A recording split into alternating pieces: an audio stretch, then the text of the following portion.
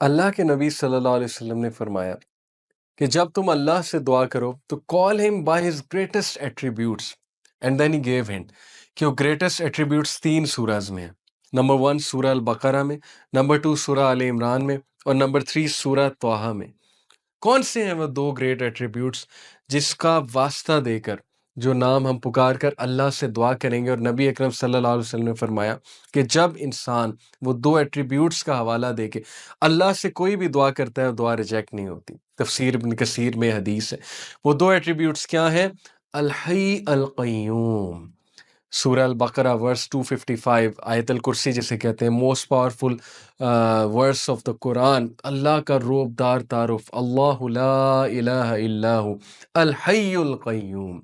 And then same in सूरह अल Imran in the first few verses, and then in Surah Taha Al Hayyul Qayyum is also mentioned.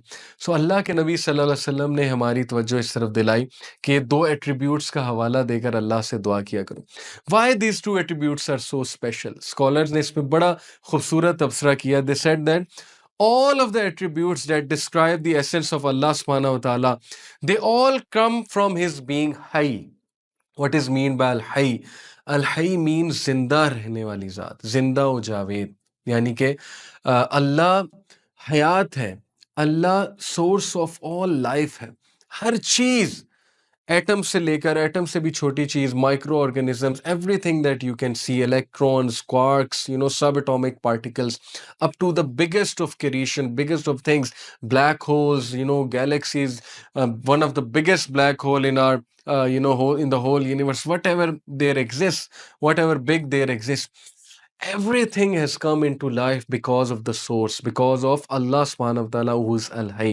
So all the attributes that describe the essence of Allah subhanahu wa ta'ala, they all come from his being al-hayy. And all of the sifat al-fi'liya, सिफात अल-फ़ेलिया क्या होते हैं? Attributes that describe the action of अल्लाह सुब्हानहू व तआला।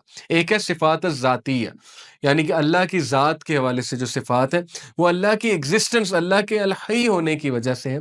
और सिफात अल-फ़ेलिया वो एट्रीब्यूट्स जो अल्लाह के एक्शंस को डिस्क्राइब करते हैं, they come from the attribute अल-क़य्यूम, दैट इज एवर सस्टेनिंग। अल-क़य्यूम इन सिंपल वर्ड्स मीन्स कायम रहने वाली ज़ात, यानी कि अल्लाह जिंदा भी है, अल्लाह सुब्हानहू व तआला कायम भी है। मैं आपको बड़ी आसान सी एग्जांपल से समझाता हूँ कि आप लोग कोई भी चीज़ पकड़ कर खड़े होंगे, कुछ देर बाद आप लोग थक जाएंगे। आप लोग का डिसीजन मेकिंग का एक कोटा है। आप लोगों को नींद चाहिए, हम सबको नींद चाहिए, ह्यूमन बीइंग्स को रेस्ट चाहिए, स्लीप चाहिए। ह्यूमन बीइंग्स का माइंड थक जाता है। ह्यूमन बीइंग्स जो है वो हर वक्त सस्टेन नहीं कर सकते, उन्हें ब्रेक चाहिए, फिर उनको मेहनत करनी है, फिर उनको ब्रेक चाहिए, फिर this cycle will go on repeating. And human beings get old, don't they? जवानी में बहुत ज़्यादा ताकत होती है, जवान इंसान बहुत सी एनर्जी से काम कर सकता है। जब बुढ़ापे में पहुंचता है तो वो एनर्जी नहीं रहती, वो सस्टेनेबिलिटी नहीं रहती। So look at the creator, अल्लाह is infinite and everything finite came into being because of अल्लाह सुब्हानहू व तआला। All life is derived from him, this is what is meant by अल हई। So we have to think कि जब हर चीज़ अल्लाह की तरफ से आ रही है, हु इज़ इनफाइनाइट, और जो अल क़य्यूम है, कायम रहने वाला है, जो सस्टेन है, जिसने पूरी कायनात को सस्टेन किया हुआ है, जिसको ऊँग की ज़रूरत नहीं है, जिसको रेस्ट की ज़रूरत नहीं है, how can we possibly neglect such a being? How can we not raise our hands and pray to Allah subhanahu wa ta'ala, the one true God? We talked about कि अल्लाह अल-हई है, अल्लाह अल-क़य्यूम है। So, and Prophet ﷺ told us that before Allah there was nothing, first there was Allah, and everything came after Him, and He is Al-Hayy Al-Qayyum. Next, what did Allah subhanahu wa ta'ala do? Allah subhanahu wa ta'ala created the earth, and earth is a great creation of Almighty Allah.